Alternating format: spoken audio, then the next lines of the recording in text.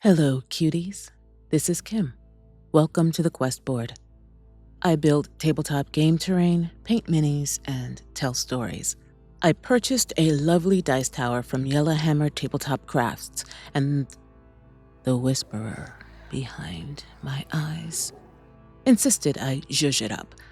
I placed the link to the Yellowhammer website in the description, so check out their terrain, minis, and other accoutrements. Don't hesitate to reach out to them if you have something special in mind. The story takes us back toward the beginning of the tale to get a little closer to finding out what it seems binds the individual pages of our characters' quests together. If you like what you see and hear, remember to like, subscribe, and comment. And enjoy.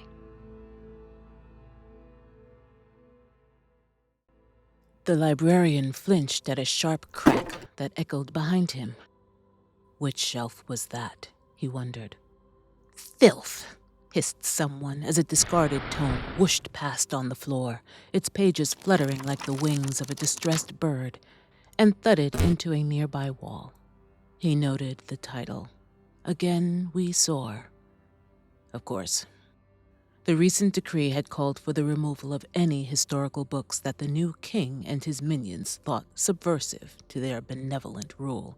He glanced behind him at the soldier who had apparently pulled a book from the shelf, dropped it to the floor, and kicked it across the room. She sneered back at him, daring him to challenge her actions. I must have forgotten that one, he said, with unruffled, plain honesty. He controlled his expression and silently cursed himself. It was the only copy of the work that the library owned. Calming himself, he turned back and continued to lead the small party of cultural enforcement agents toward the historical resources rack. There was more at stake than one book, no matter how much its loss would be mourned. As they reached the cluster of worn but sturdy wooden shelves that designated the entries to the history, culture, and religion sections of the nonfiction area, the librarian turned around fully to face the small band of hodgepodge militia members. His official robe swirled about him at the sudden spin as the party caught up to him and halted. Only the commander and one agent wore the official uniform of the Royal Guard. The others made do with personal bits of armor, mail, and weapons in varying states of fit and care. Some townsfolk pejoratively called them the Patchwork Patrol because their ranks had been quickly mustered and hired to act as the king's personal guard and enforcement squads. Some people still taunted them to their faces, but many had progressed to other forms of resistance. The librarian was grateful for any defiance against the tide of tyranny, even if it was just a proverbial finger plugging a tiny hole in a dam. As you can see, he said, stretching his arms out and gesturing toward the stacks.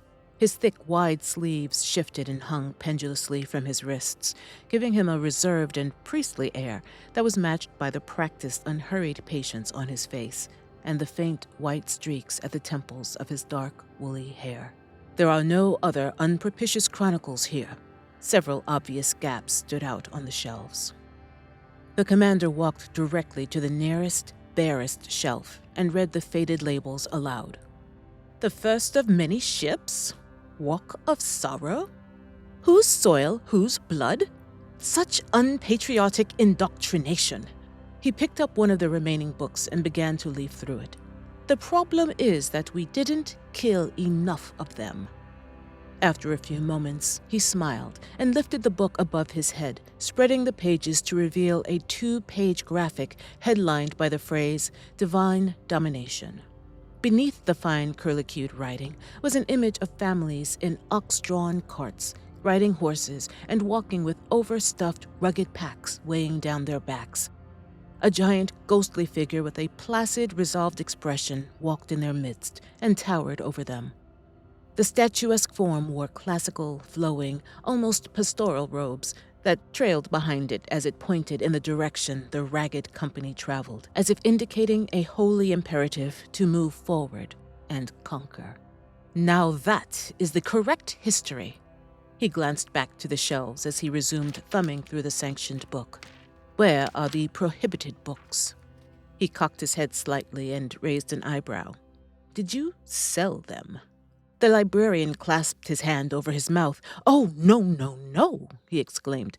Such books were deemed divisive. I disposed of them as soon as the founding truth order was nailed to the door. He lowered his hands. Too melodramatic. Instead, he left one hand to clasp at the gilded chain he wore. I could hear the king's righteous anger with each pound of the hammer. I placed them in there, where they belong. With his free hand, the librarian pointed to the small hearth that heated the main room of the library. The fire within cheerily crackled above the charred logs and a few singed remnants of paper and leather. Without warning, the coals exploded outward onto the marble floor as the already vandalized, and still we soar, shot into the hearth like a missile. The entire group turned to see the soldier who had originally kicked the book across the floor, beaming, her eyes shining with fervor and elation as the others cheered and clapped her on the back in solidarity. The grinning commander nodded approvingly, but his suspicious expression did not change. Be careful, he chided a bit too gently. We don't want to burn the whole place down.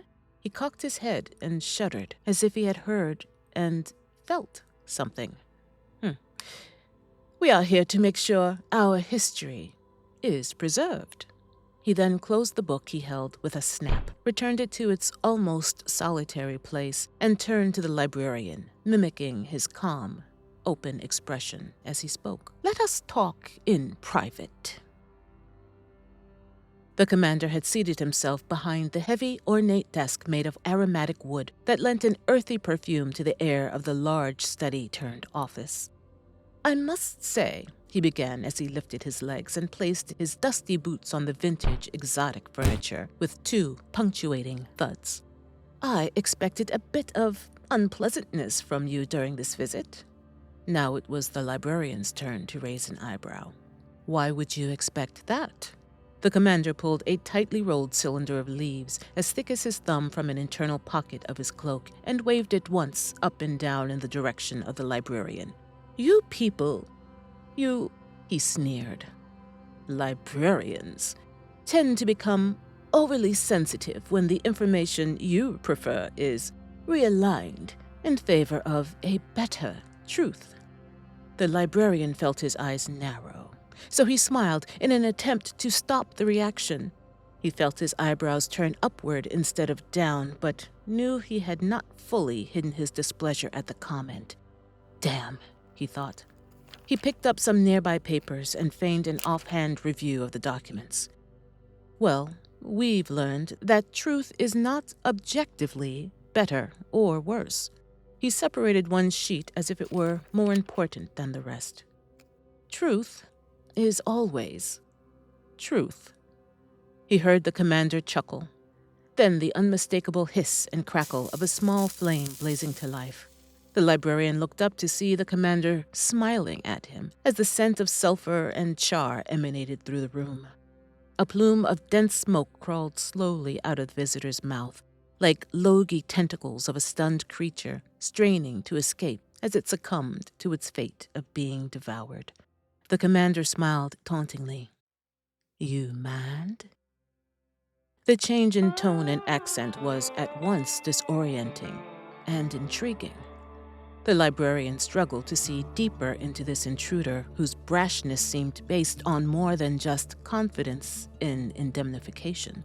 But without betraying and possibly exhausting his power, all he could determine was that the figure before him was likely a powerful devil, but he could not tell what kind.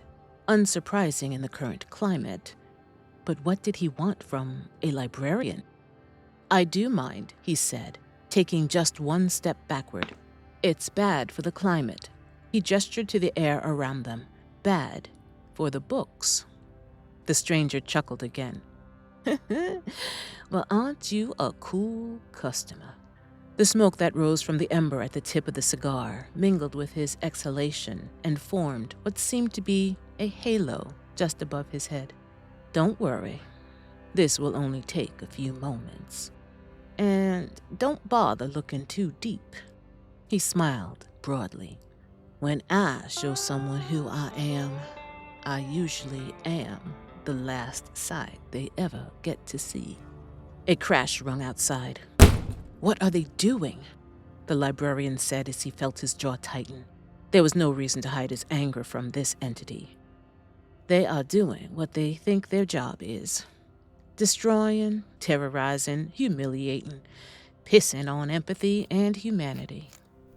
Listening to how the sounds moved on the other side of the door, the librarian could determine what areas were being obliterated. History, culture, art, politics, sciences. But why? I disposed of any. No. Now the crash rang within the office as the commander swung his legs and his boots smashed down onto the polished wooden planks of the floor. No, don't do that. The commander unfolded himself upward and stood. Like an afterthought, the smoke begrudgingly followed his head upward, a stubborn child being called home. The stranger's gaze sharpened, boring into the librarian's eyes. Don't lie to me. Then the sound of someone jumping up and down on something that cracked and splintered, along with chuckles and hearty claps on backs, came muffled through the heavy, splendid door. The stranger sighed. They do it because they think it is their duty. Or maybe they are misguided. Or maybe they are small and hateful inside, and someone told them they could let it all pour out now. He rolled his eyes and shook his head, the smoke moving back and forth as if attached like a helmet. They are so boring. But you... The condescending tone with which he spoke about the guards outside lightened to a focused glee, and a smirk turned up one side of his mouth as he slowly stalked toward the librarian. You are such a good man. Mostly. Locking his gaze with that of the librarian, he pointed to the side of the office where a smaller fireplace popped and crackled. I could feel the cavern beneath us, but I did not know where the entrance was. Until now. Still holding the librarian's gaze, he stomped a few times on the wooden floor. You have 5, maybe 8 of them down there. He cocked his head. Probably 2 families who just want to work and grow and live. And you're hiding them, just like you're hiding the books that tell the forgetful world about their stories. The librarian felt lightheaded. He knew his face had blanched and grayed with fear. He had not cast any spells because there had only been regular patrols in the streets, no mages or magic weavers. His governmental position usually provided enough privilege that he could quietly use it to protect others. He blinked in disbelief at being caught, at the prospect of the fugitives in the cavern being snatched up, separated, and disappeared. Another crash made him jump and turn toward the door. That sounded like the end of the grand, ancient pedestal book rest, one of which was displayed prominently in every official library. When he turned back, the stranger now puffed on a freshly lit pipe, the smoke again wreathing his form and moving with him like a shadow. The visitor laughed at the librarian's distress and confusion. Calm down. Don't get those lovely robes in a flutter. We can fix this. He pointed the stem of the pipe at the door dismissively.